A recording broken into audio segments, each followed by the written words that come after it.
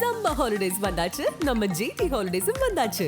GT Holidays, South India's #1 travel brand. He is brilliant. ஆனா அடிக்கடி ரொம்ப டயர்ட் ஆயிடுறான். Lion Date Syrup நோய் எதிர்ப்பு சக்தி அதிகமா இருக்கு. தினமும் 2 ஸ்பூன். வேலை வாய்ப்பிற்கான 100% உத்தரவாதத்துடன் MBA படிக்க இன்றைய ஆட்சி பிசினஸ் ஸ்கூலில் சேருங்கள். நான் அப்பாவாக செயல்படுகிறேன் வீடியோ போட்டால் பத்தாதுன்றத முழுக்க நாங்கள் பேசிக்கிட்டு தான் இருக்கோம். சட்ட ஒழுங்கு மிக கேவலமாக இந்த தமிழ்நாட்டில் மக்கள் வெளியே வரவே அச்சப்படக்கூடிய அளவுக்கு நீ சட்ட ஒழுங்கு இருக்கு. தலைவர் என்ன நினைக்கிறாருங்க? தலைவர் நினைக்கிறத தாங்க நாங்கள் பேசிக்கிட்டு இருக்கோம். தலைவர் சொல்லாமல் நாங்கள் ஒரு விஷயத்தில் ஸ்டாண்ட் எடுக்க முடியுமா? பிரசாந்த் கிஷோர் அண்மையில் விஜயை சந்திச்சார் அப்படின்னு சொல்லி ஒரு செய்தி எல்லா சேனலுக்குமே வந்துச்சு. இது சம்பந்தமா சீமான்ட்ட கேட்குறாங்க. சீமான் பணக்கொழுப்பு அப்படிங்கிற ஒரு வார்த்தையை பயன்படுத்துறார். நாம் தமிழர் கட்சி சார்பில் அண்ணன் சீமான் அவர்களோ இல்லை மற்றவர்களோ எங்கள் கட்சியின் மீது தொடர்ச்சியாக பல விமர்சனங்களை வச்சுக்கிட்டு வராங்க. சில இடங்கள்ல அவர்களுடைய வார்த்தைகள் ஏற்க தகுந்த வார்த்தைகளாகவும் இல்லை. நீங்க என்னவோ தூயமா நீங்க மட்டுமே முயற்சி செய்து உங்களுடைய பணிகள் மட்டுமே இருந்த மாதிரி நீங்க பேச முடியாதுல்ல. நீங்களும் ஆலோசகர்கள் வச்சிருக்கீங்கல்ல, அந்த ஆலோசனை படி செயல்படுறீங்களா? பாஜக பிடியில விஜய் சிக்கிக்கிட்டாரா? ஒய் பிரிவு பாதுகாப்பு கொடுக்கப்பட்டிருக்கு. 2021 மு.க. ஸ்டாலின் அவர்கள் முதலமைச்சராக ஆவறதுக்கு முன்னாடி எதிர்க்கட்சி தலைவராக இருக்கும்போது அவருக்கு அந்த பாதுகாப்புகள்லாம் இருந்துச்சு. அப்போ அவரும் பாஜகவும் ஏதோ பேசி வச்சு அந்த பாதுகாப்பு அவர் கொடுத்துருந்தாங்களா? தலைவர் மக்களை சந்திக்கக்கூடிய நிகழ்வுகளை எல்லாம் ஆராய்ந்து மத்திய உள்துறை அமைச்சகம் இந்த பாதுகாப்பை வழங்கி இருக்கிறது. அப்ப நீங்க எஸ்கலேட் பண்ணிருக்கீங்க. அவங்க த்ரெட்டனிங் இருக்குன்னா அதை அவங்க அனாலிசிஸ் பண்ணி அவங்க அந்த பாதுகாப்புக்கு எடுத்துட்டு வருவாங்க. சீமானுக்கெல்லாம் ஒய் பிரிவு ஜெட் பிரிவு அந்த பாதுகாப்புலாம் கொடுக்கல. ஆனா விஜய் கொடுக்குறாங்க. ஒவ்வொரு இடத்துலயும் அவரை வெளியில போகும்போது அந்த இடத்துக்குள்ள போக முடியாத அளவுக்கு ஒரு ஆடியோ ஒன்று வந்துச்சு. அந்த ஆடியோவை நீங்க கேட்டிருப்பீங்கன்னு நினைக்கிறேன். ஏதோ முட்டையெல்லாம் வீச போறாங்க. அந்த ஆடியோ ஒரு வாரம் இருக்குமா? இப்படி ஒரே வாரத்துல ஒரு அறிக்கையை தயார் செய்து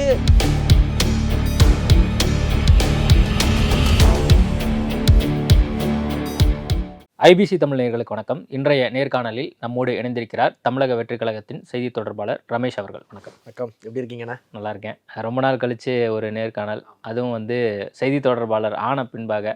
ரொம்ப நாள் நீங்கள் தமிழக வெற்றி கழகத்துக்கு முன்பாகவே விஜயனுடைய ரசிகராக நிறைய வீடியோஸ் நீங்கள் ஆதரவு நிலைப்பாடு எடுத்து பேசியிருக்கீங்க. இப்போது செய்தி தொடர்பில் ஆயிருக்கீங்க. எப்படி உணர்றீங்க? இது தலைவர் எங்களுக்கு கொடுத்துருக்கிற ஒரு கடமையாக பார்க்குறேன். ஏன்னா மக்கள் இயக்கமாக இருக்கும்போது நீங்கள் சொன்னது போல் நம்ம சேனலில் நிறைய ஆதரவாக பேசியிருக்கோம். இப்போ மக்கள் பணிக்கு தலைவர் அவங்களை நியமிச்சிருக்கிறாரு. இதை ஒரு பதவி அப்படின்லாம் பார்க்காம அதை தலையில் கொண்டு போகாமல் மக்களுக்கு செய்யக்கூடிய கடமையாக இந்த மக்களாக நின்று எந்தெந்த விஷயங்களுக்கெல்லாம் மக்களுக்காக குரல் கொடுக்க முடியுமோ அந்த பணியை செய்யணும் அப்படின்றது தான் நோக்கமாக. மக்களுக்காக குரல் கொடுக்க உங்களெல்லாம் கூப்பிட்டுருக்காரு. ஆனால் விஜய் அவர்களே மக்களை பார்க்க வரமாட்டேங்கிறாரு, மக்களுக்காக அறிக்கைகள் கொடுக்க மாட்டேங்கிறாரு அப்படிங்கிற ஒரு குற்றச்சாட்டு, 2 பிரதான குற்றச்சாட்டு இருக்குது. இதை எப்படி பார்க்குறீங்க? அதாவது கட்சி ஆரம்பிக்கும் பொழுதே தலைவர் மிக தெளிவாக ஒரு விஷயத்தை சொல்லிட்டு தான் ஆரம்பித்தார். மற்றவங்கள போல் நான் ஒரு பிம்பத்தை உருவாக்கி விட்டெல்லாம் அவர் வரல. மிக தெளிவாக சொல்லிட்டாரு. நான் கழகத்தை ஆரம்பிச்சிருக்கேன். இந்த கட்சியை February 2 தொடங்கும் போது நான் இதை ஒரு தொழிலாக பார்க்கல. இதை நான் என்னுடைய ஆழ்மனதின் வேட்கையிலிருந்து நான் இங்கே அரசியலில் மக்களுக்காக நான் வந்திருக்கேன். அதோடு எனக்கு பார்த்திங்கன்னா கட்சி கட்டமைப்பு பணிகள் இருக்குது, தோழர்களை அரசியல் மையப்படுத்தக்கூடிய பணிகள் இருக்குது. ஏற்கனவே ஒப்புக்கொண்ட 2 படத்தையும் நான் முடிக்கணும். இதெல்லாம் ஒன்றுக்கொன்று டிஸ்டர்ப் ஆகாமல் இந்த டைமை நான் யூட்டிலைஸ் பண்ணிவிட்டு என்னால் எந்த அளவுக்கு நான் அவங்கள சந்திக்க முடியுமோ இது பண்ண முடியுமோ அதெல்லாம் நான் பண்ணிவிட்டு இதை முடித்த பிறகு அந்த படப்பணிகள் முடிந்த உடனே 24 மணி நேரமும் முழு நேரமும் அவங்க கூட தான் இருக்க போகிறேன் அப்படின்னு தெளிவாக அறிவிச்சுட்டு தான் வந்திருக்காரு. அப்படி அறிவிச்சுட்டு வந்ததில் தான் இந்த கொஸ்டின்ஸை ஒரு நரேட்டிவாக எல்லாரும் எழுப்பிட்டு இருக்கிறாங்க. அவர் தொடர்ந்து மக்கள் பிரச்சனைகளுக்காக தீர்மானங்கள் நிறைவேற்றுவது, அதே போல் அறிக்கைகள் கொடுப்பது, பரந்தூரில் சென்று மக்களை சந்தித்தது, வெள்ள பாதிப்பு நிகழ்வுகளில் மக்களை சந்தித்தது, அதே போல் கழக நிர்வாகிகளை சந்திப்பது, அவர்களுக்கான நேர்காணல் நடத்துவது, அவர்களிடமிருந்து கழகத்தில் என்ன நடக்கிறது, அதே போல் ஒவ்வொரு கிராம வாரியாக நகர வாரியாக கிளை கழகங்கள் வரையில் என்னென்ன பிரச்சனைகள் இருக்குது, எந்த மாதிரியான இஷ்யூஸ் போயிட்டு இருக்குன்றது வரைக்கும் எல்லாமே இன்டர்னலாக அவர் பல மீட்டிங்ஸில் கேட்டுட்டு இருக்கு. அதான் பல மீட்டிங்ஸில் கேட்குறாரு. இந்த ஒரு வருடத்தில் February கடந்த வருஷம் கட்சி தொடங்கப்பட்டது. இது வரைக்குமே அவர் 3 இடத்துல தான் மக்களை நேரடியாக சந்திச்சிருக்காரு. ஒன்று அந்த கள்ளக்குறிச்சி விவகாரம், இன்னொன்று மாநாடு, இன்னொன்று பரந்தூர் விவகாரம், இன்னொன்று அந்த வெள்ள பாதிப்பின் போது அதிகபட்சம் 4 தடவை தான் சந்திச்சிருக்காரு. இது போதுமானதாக இருக்குமா? 2026 நம்ம கிட்டத்தட்ட ஒரு முக்கிய ரோலை ப்ளே பண்ணணும் அப்படின்னு நினைக்கிறவர் இல்லை. அதாவது இந்த ஒரு ஆண்டு காலத்தில் நான் சொன்னது போல தான் கட்டமைப்பு பணிகளையும் கவனிச்சுக்கிட்டு, கழகத்துடைய பணிகளையும் கவனிச்சுக்கிட்டு, திரைப்பணிகளையும் கவனிச்சுட்டு அவர் இந்த விஷயங்கள்லாம் செஞ்சுட்டு இருக்காரு. இப்போ திரைப்பணி முடிஞ்சிருச்சு, கட்டமைப்பு பணிகள் முடிஞ்சிருச்சு. கிட்டத்தட்ட 96 மாவட்டங்களுக்கு மாவட்ட செயலாளர் அறிவிச்சாச்சு. இன்னும் சில மாவட்டங்கள் மட்டும்தான் இருக்குது. அதுக்கு அடுத்த கட்டமாக தற்போது நம்முடைய பொதுக்குழு மற்றும் செயற்குழு 2ஆம் ஆண்டு விழா நடக்கிறதுக்கான ஏற்பாடுகள் பண்ணிட்டு இருக்காங்க. இது முடிஞ்சிருச்சு ஆல்மோஸ்ட் கம்ப்ளீட்டட். இப்போ அடுத்ததாக 24 மணி நேரமும் தலைவர் அவர்கள் மக்களோடு தான் இருக்க போறாரு. ஒவ்வொரு மாவட்ட ரீதியாக ஒவ்வொரு தொகுதி வாரியாக மக்களை சந்தித்து சந்திச்சு மக்களுடைய பிரச்சனைகளை கேட்டறிந்து அதற்கான விஷயங்களை முன்னெடுக்க இருக்கிறாரு. ஒவ்வொரு பிரச்சனைகள் இருக்கக்கூடிய இடங்களுக்கும் சென்று மக்களை சந்திக்க இருக்கிறாரு. அது எல்லாமே திட்டமிடப்பட்டிருக்கு. அவர் சொன்னது போல அந்த பணிகள் முடிக்கிறதுக்கான கால அவகாசத்தோடு சேர்ந்து அவர் இந்த பணிகளையும் செய்துட்டு இருந்தார். இப்போ அந்த பணிகள்லாம் முடிய போகுது. அவர் 24 மணி நேரம் அடுத்தது மக்கள் கூட தான் இருக்க போகிறார். ஆண்டினுடைய அந்த பொதுக்குழு வந்து இந்த மாசம் இறுதியில நடக்க போகுது அப்படின்னு ஒரு செய்தி. அதுக்கும் வந்து ஒரு ட்ரெய்லர் மாதிரி ஒரு செய்தியை வந்து கொடுக்குறாங்க. ஒரு அதிகாரப்பூர்வமா வந்து யார் சொல்றத கட்சியில நம்புறது அப்படிங்கிற ஒரு இடத்துலயே வந்து ஒரு ஹெசிடேஷனோடயே வச்சிருக்கிற மாதிரி இருக்கு. ஏன்னா விஜய் அவர்கள் செய்தியாளர்களை சந்திக்கிறது இல்லை, அல்லது வெளியே தோன்றி அவர் பேச மாட்டேங்கிறாரு. ஒரு அறிக்கை ஒன்று வருது, ட்விட்டரில் அறிக்கை கொடுக்குறாரு. புஷி ஆனந்த் வந்து தலைவர் சொல்லிட்டோம் அப்படிங்கிறாரு. ஆதவ அர்ஜுன் இப்போ அண்மையில் தான் போயிருக்காரு. அவர் என்ன பண்ண போறான்னு தெரியல. ஒரு ஹெசிடேஷன், ஒரு குழப்பத்தில் டீச்சரை விட்டுட்டு அப்படியே படம் காட்டுறதுன்னு சொல்லுவாங்களா, அதையே பண்ணிட்டு இருக்காரு. நீங்கள் எந்த குழப்பமே அடைய தேவையில்லை. நீங்கள் வந்து ஒரு கனவு உலகத்தில் இருக்கீங்க அப்படின்னு தான் நான் சொல்லுவேன். ஏன்னா தலைவர் அவர்கள் வந்து விஜய் இருக்காரா இல்ல கட்சி இருக்கா, இல்ல மற்ற கட்சிகள் இது போன்ற குற்றம் சாட்டக்கூடியவர்கள் நான் சொல்றேன். ஏன்னா தலைவர் அவர்கள் எல்லாருடைய நிகழ்வுகளையும் தன்னுடைய அஃபீஷியல் ஹேண்டில் இருந்து இந்த தேதியில் மாநாடு நடக்க போகுது, இல்லை மாநாட்டிற்கு வந்து என்ன மாதிரியாக நீங்கள் வரணும்னு சொல்லிட்டு கடிதங்கள் எழுதுவதாக இருக்கட்டும், பொதுக்குழுக்கள் நடக்கிறதாக இருக்கட்டும், அதே போல் திரு பொதுச் செயலாளர் அவர்களுடைய ஐடியிலிருந்து நம்ம இந்த விழாக்கள் நடத்த போகிறோம், இல்லை என்ன பணிகள் செய்ய போகிறோம், எல்லாமே அஃபீஷியல் ஹேண்டில் இருந்து கரெக்டான நேரத்தில் தெரியப்படுத்திட்டு தான் இருக்கிறாங்க மக்களுக்கு. இதை தெரியப்படுத்தாமல் யாருமே கிடையாது. அதற்கு முன்பாக பல நியூஸ் சேனல்ஸ்கள் என்ன பண்ணுறாங்கன்னா அவர்களுக்கு தகவல் கிடைத்ததா சில விஷயங்கள் எல்லாம் போட்டுக்கிட்டே இருக்கிறாங்க. அந்த தகவல்கள் அதுதான் கேட்குறேன். இப்போ செய்தி நிறுவனங்களுக்கு ஏதோ ஒரு நோக்கம் இருக்கலாம், விஜய் வந்து நல்லா செயல்படணும் அல்லது நல்லா செயல்படக்கூடாது, அல்லது வேற யாரும் வந்து அஜெண்டா கொடுத்து இது மாதிரி விஜய் எப்படி மோசமா வந்து காட்டணும் அப்படிங்கிறதுக்கு அவங்களுக்கு எதாவது இருக்கணும். அதெல்லாம் வந்து கட்சியாக இருந்து கொண்டு அதை தடுக்கணும்ல. இப்போ ஒன்று தலைமையிலேருந்து ஏதோ ஒரு அதிகாரப்பூர்வ அறிக்கை வரணும். இப்போ இன்னைக்கு நம்ம பேசி கொண்டிருக்கக்கூடிய தருணத்தில் தமிழக வெற்றி கழகத்தினுடைய ட்விட்டர் பக்கத்தை நான் பார்த்தேன். பேட்டி ஆரம்பிக்க முன்னாடி அதை தான் நான் செக் பண்ணேன். கிட்டத்தட்ட 10 நாள் ஆச்சு ட்விட்டர் பக்கம் ஆக்டிவாக இல்லை. என்ன பண்ணிட்டு இருக்கீங்க? இல்லைங்க, அதுதாங்க சொல்கிறேன். நாங்கள் பல இடங்களுக்கு நீங்கள் தெளிவுபடுத்தவே கிடையாது. செய்தி தொடர்பாளர்களும் கொள்கை பரப்பு செயலாளர்களும் ஒவ்வொரு மீடியாவில் பேசும்போதுமே இந்த விஷயத்தை சொல்லிக்கிட்டு இருக்கோம். அதிகாரப்பூர்வமாக தலைவரிடமிருந்து பொதுச் செயலாளரிடமிருந்து தலைமை அலுவலகத்துக்கான அந்த அக்கௌண்ட்லேருந்து என்ன பதிவுகள் வருதோ, என்ன டேட்ஸ் நம்ம ஃபிக்ஸ் பண்ணுறோம், என்ன விழாக்கள் நடத்துகிறோம், இல்லை என்ன பணிகள் நம்ம செய்கிறோன்றது வருதோ அதுதான் அதிகாரப்பூர்வமானது. அதை தாண்டி வரக்கூடிய செய்திகள் எதையுமே நீங்கள் நம்ப வேண்டாம் அப்படின்றத நம்ம பல இடத்துல தெளிவு பண்ணிட்டோம். அதையும் தாண்டி அவர்கள் செய்திகள் போட்டுக்கொண்டே இருந்தாங்க. அரசியலை நான் விஜய் முன்னெடுக்கவே இல்லை அப்படிங்கறத நான் கேட்க வரேன். அப்படி நீங்க சொல்ல முடியாது. இல்ல அத சொல்றேன். இப்போ விஜய் வந்து செய்தியாளரை சந்திக்கல, புஷி ஆனந்தும் வந்து தலைவர் சொல்றதான் கேட்பாரு அப்படின்னு ஒரு நிலை இருக்கு. இப்போ பிப்ரவரி 2ஆம் தேதி கடைசியா ட்விட்டர் பக்கத்துல வந்து 1 வருஷம் ஆச்சு நம்ம வந்து பணிகள்லாம் பண்ணிட்டு இருக்கோம் அப்படின்னு சொல்லி ஒரு அறிக்கை 3 பக்க அறிக்கை வந்திருக்கு. இன்னைக்கு நம்ம பேசிக்கொண்டிருக்க கூடிய நாள் வந்து பிப்ரவரி 16, கிட்டத்தட்ட 14 நாள் ஆச்சு. இந்த 14 நாள் தமிழக வெற்றி கழகம் என்ன பண்ணுச்சு? நீங்க என்ன எதிர்பார்க்குறீங்கன்னா தினம் ட்விட்டர்ல வந்து ஒரு 10 ட்வீட்ஸை போட்டு ஏர்போர்ட்ல போகும்போதும் வரும்போதும் பேட்டி கொடுத்துக்கிட்டு மைக்க நீட் நேரத்துலலாம் பேட்டி கொடுத்துட்டு இப்படியே இருக்கணும்னு நீங்க எதிர்பார்க்குறீங்க. இந்த ரெகுலர் பேட்டர்ன் அரசியலுக்கு நாங்கள் இங்கே வரலன்னு நாங்கள் தெளிவாக சொல்லிட்டோம். பத்திரிகையாளர் சந்திப்பு அவர் நகர்த்த தான் போறார், பத்திரிகையாளர் சந்திக்க தான் போறார், அதற்கான திட்டங்களும் இருக்கு, எல்லாமே பண்ணதான் போறார். ஆனா நீங்க என்ன எதிர்பார்க்கணும்? தினம் பத்திரிகையாளர் சந்திக்கணும் அப்படின்னு எதிர்பார்க்கறீங்க. பத்திரிகையாளர் சந்திப்பு பத்தி நான் கேட்கல. நான் என்ன கேக்குறேன், 14 நாள் விஜய் 14 நாள் தமிழக வெற்றி கழகம் என்ன பண்ணுச்சு? நேத்து கூட புல்லட்ல ஒரு 2 பசங்க போயிருக்காங்க. அந்த பசங்களை கிட்டத்தட்ட வெட்டிட்டாங்க. இது சம்பந்தமா தமிழக வெற்றி கழகத்தினுடைய நிலைப்பாடு என்ன? அதான் சொல்லிட்டு இருக்கேன். அதே மாதிரி மத்திய அரசாங்கம் தொடர்ந்து வந்து தமிழ்நாட்டை வஞ்சிக்கிறதுன்னு சொல்லி இங்க இருக்கக்கூடிய திராவிட மாடல் ஆட்சி முதல்வர் அவர்கள் தொடர்ந்து வந்து சொல்லிக்கிட்டே இருக்காரு. அதை பத்தி அவருடைய நிலைப்பாடு என்ன? இது மாதிரி இந்த 10-14 நாள்ல பல்வேறு சம்பவங்கள் தமிழ்நாட்டில் நடந்திருக்கு. விஜயனுடைய நிலைப்பாடு என்ன? தமிழக வெற்றி கழகத்தினுடைய நிலைப்பாடு என்ன? மிக தெளிவாக தலைமையோட அறிவுறுத்தலோட இதுல எங்க நிலைப்பாடுகள்லாம் சொல்லிக்கிட்டு தான் இருக்கும். நீங்க சொன்ன அந்த கொலை சம்பவமாக இருக்கட்டும், அதாவது தமிழகத்துல கடந்த சில ஆண்டுகளாகவே பாத்தீங்கன்னா திமுக ஆட்சி பொறுப்புக்கு ஏற்ற பிறகு பல்வேறு இடங்கள்ல இந்த ஜாதிய கொடுமைகளால் நடக்கக்கூடிய வன்முறைகள் மிக அதிகமாக இருக்கின்றது நாங்க பல இடங்களில் எங்க செய்தி தொடர்பாளர்களும் அதிகாரப்பூர்வமாக அறிவிச்ச கொள்கை பரப்பு செயலாளர்களும் பேசிக்கிட்டு தான் இருக்கும். இல்ல நீங்க கட்சியினுடைய செய்தி தொடர்பாளரா இப்ப நீங்க பேசுறீங்க. இதுக்கு முன்பாக இதைத்தான் நீங்களும் பேசிட்டு இருந்தீங்க. அதாவது கட்சி செய்தி தொடர்பாளர் இருக்கும் போது இதை பேசுறீங்க, விஜய் ஆதரவாளர் இருக்கும்போது இதை பேசியிருக்கீங்க. நான் என்ன கேட்கிறேன், தலைவர் என்ன நினைக்கிறாருங்க அப்படின்னு நினைக்கிறத தாங்க நாங்க பேசிக்கிட்டு இருக்கோம். தலைவர் சொல்லாம நாங்க ஒரு விஷயத்துல ஸ்டாண்ட் எடுக்க முடியுமா? இல்ல கழகம் சொல்லாம நாங்க ஒரு விஷயத்துல ஸ்டாண்ட் எடுக்க முடியுமா? நாங்க எங்க கருத்து தான் சொல்லிக்கிட்டு இருக்கோம். இது போன்ற இந்த வன்கொடுமைகள், இது போன்ற இந்த விஷயங்கள் எல்லாமே நாங்க எதிர்க்கிறோம். சட்ட ஒழுங்கு வந்து சீர்கெட்டு போயிருக்கு. சட்ட ஒழுங்கு இது போன்ற சீர்கேடான ஒரு நிலைமையில வந்து நான் வந்து அப்பாவாக செயல்படுகிறேன் வீடியோ போட்டா பத்தாதுன்றத முழுக்க நாங்க பேசிக்கிட்டு தான் இருக்கோம். சட்ட ஒழுங்கு மிக கேவலமாக இந்த தமிழ்நாட்டில் மக்கள் வெளியே வரவே அச்சப்படக்கூடிய அளவுக்கு நீ சட்ட ஒழுங்கு இருக்கு. இன்றைக்கு நீங்க சொன்ன கொலை சம்பவங்களாக இருக்கட்டும், இல்லை கடைகளுக்கு புகுந்து ஆயுதங்களை வைத்து தாக்குவதாக இருக்கட்டும், பெண்களுக்கு எதிரான பாலியல் வன்கொடுமைகளாக இருக்கட்டும், அந்த அண்ணா பல்கலைக்கழக விவகாரத்தில் கூட நாங்கள் முன்னெடுத்தோமே. எங்கள் தலைவர் கடிதம் கொடுத்த உடனே அத்தனை கல்லூரி வாசல்களையும் மகளிர் கிட்ட போயிட்டு பெண்களுக்கு ஆதரவாக, இது போன்ற வன்புணர்களுக்கு எதிராக, இது போன்ற பிரச்சனைக்கு எதிராக நாங்கள் நிற்கிறோம், எங்கள் தலைவர் நிற்கிறாரு, எங்கள் கழகம் நிற்குதுன்னு ஆதரவாக நாங்கள் கடிதம் கொடுத்தோமே. அப்புறம் எங்களை தூக்கி அரெஸ்ட் பண்ணி உள்ள வச்சாங்களே. இதெல்லாம் நீங்க ஏன் பேசுறது கிடையாது? நாங்கள் செயல்பட்டு தான் இருக்கோம். நீங்கள் வந்து நெகட்டிவ் விஷயங்களை மட்டும்தான் கேள்வியா ஃப்ரேம் பண்றீங்களே தவிர்த்து செய்த விஷயங்களை யாருமே கேள்வியா கேட்கறது கிடையாது. இப்போ விக்னேஸ்வரன், வீர விக்னேஸ்வரன் பேசுறாரு, ரமேஷ் பேசுறாரு, ராஜ்மோகன் பேசுறாரு, இவங்க எல்லாம் பேசுறாங்களே, புசி ஆனந்த் கூட பேசுறாரு, நம்ம வச்சுப்போம். விஜய் அவர்கள் பேச மாட்டேங்கிறாரு. அப்ப அவர் என்ன பண்றாரு? தெளிவா தலைவர் அவர்கள் வந்து கண்டன அறிக்கைகள் கொடுத்துட்டு இருக்காரு. தீர்மானங்கள் நிறைவேற்றுறோம், திட்டங்களுக்கு எதிராக எதெல்லாம் மக்களுக்கு எதிராக இருக்கோ அதுக்கான தீர்மானங்களை தலைவர் நிறைவேற்றுறாரு. அதை தவிர்த்து வேங்கை வயல் பிரச்சனைக்கும் தலைவர் சொல்லியிருக்கிறாரு. டங்ஸ்டன் பிரச்சனைக்கும் நம்ம வந்து பரந்தூர்ல போகும்போது தலைவர் அதையும் அட்ரஸ் பண்ணியிருக்கிறாரு. அங்க பரந்தூர் மக்களை சந்திக்கும் போது அந்த பிரச்சனைகளை நம்ம சந்திச்சோம். நீங்க வந்து இது வந்து என்கேஜ்மெண்ட்டே இல்ல அப்படின்னு நீங்க மக்களை சந்திக்கவே இல்லைன்னு நீங்க சொல்ல முடியாது. ஏன்னா பரந்தூரில் சென்று மக்களை சந்தித்து அவர்களுடைய பிரச்சனை பேசிய அடுத்த நாளே தமிழ்நாடு அரசு மறைமுகமா ஒரு மட்டக்கடுதாசி போடுது. என்ன சொல்றாங்க? நாங்க வந்து நிலவளங்கள் பாதிக்காம, நீர்வளங்கள் பாதிக்காம, விவசாயம் பாதிக்காம, மக்கள் பாதிக்காம அங்க எப்படி ஏர்போர்ட் திட்டம் கொண்டு வருதுன்றதுக்கு ஆய்வுக்குழு அமைக்கிறோம். அதுதான் திராவிட மாடல் அரசு அப்படின்னு ஒரு அறிக்கை வருது, மொட்டைக்கடுதாசி ஒன்று வருது அரசாங்கத்துக்கிட்ட இருந்து. அதை எல்லா சேனல்களும் பப்ளிஷ் பண்ணாங்க. நம்ம அதை எதிர்த்து கேள்வி கேட்குறோமா? ஏன் அரசாங்கம் இப்படி ஒரு மொட்டைக்கடுதாசி போடுறது யாராவது கேள்வி கேட்குறோமா? ஆனால் இன்றைக்கு 2 நாள் முன்னாடி செய்தி பார்க்கணும். கடந்த வெள்ளிக்கிழமை முதல்வர் அவர்கள் பேசியிருக்கிறதாக ஆங்கில நாளிதழ்கள் செய்தி வெளியிட்டிருக்கு. அந்த நிலவளங்கள் நீர்வளங்கள் பாதிக்காத அளவுக்கு திட்டங்களை செயல்படுத்த ஆய்வுக்குழு அமைக்கிறேன்னு சொன்ன அந்த அரசாங்கம் இன்றைக்கு எதற்கு வந்து ஒரு கன்சல்டன்ட்டை வந்து அப்பாயின்ட் பண்ணியிருக்கிறாங்க தெரியுமா? அந்த இடத்த வந்து எப்படி ஒரு ஏர்போர்ட் சிட்டியாக உருவாக்குவது, எப்படி ஒரு மேம்படுத்தப்பட்ட சிட்டியாக உருவாக்குவது அப்படின்றதுக்கு ஒரு கன்சல்டன்ட் நியமிச்சிருக்கிறதாக ஆங்கில நாளிதழ்கள் செய்திகள் வெளியிட்டிருக்கு. அப்போ இது போன்ற விஷயங்களை மக்களிடம் எடுத்து நாங்கள் சொல்லிக்கிட்டு தான் இருக்கோம். நாங்கள் எங்கள் தலைவர் சார்பாக, கழகத்தின் சார்பாக நியமிக்கப்பட்ட பொறுப்பாளர்கள் இதை நாங்கள் செஞ்சுக்கிட்டு தான் இருக்கோம். இல்ல நான் என்ன எங்கள் தலைவர் இதற்கெல்லாம் பேசிக்கொண்டுதான் இருக்கிறார். இன்னும் தீவிரமாக பேச போறாரு. இன்னும் தீவிரமாக நீங்கள் சொன்ன அத்தனை பிரச்சனைகள்லயுமே சம்பந்தப்பட்ட மக்களை நேரில் சந்தித்து அவர் பேச இருக்கிறாரு. நாங்க அதை தான் சொல்லிட்டு இருக்கோம். அவருடைய பணிகள் முடிய போது பேசுறக்கும் கட்சியினுடைய கொள்கை பரப்பு செயலாளரோ மத்தவங்க பேசுறக்கும் தலைவர் பேசுறதுக்கு வித்தியாசம் இருக்குல்ல. அப்போ வந்து அரசாங்கத்தை பத்தி ஒரு விமர்சனம் வைக்கிறாரு அப்படின்னா, விஜய் பேசியிருக்காருப்பா, தமிழக வெற்றி கழகம் சார்பா தலைவர் பேசியிருக்காருப்பா அப்படிங்கிறதுக்கும் ஒரு வேல்யூ இருக்குல்ல.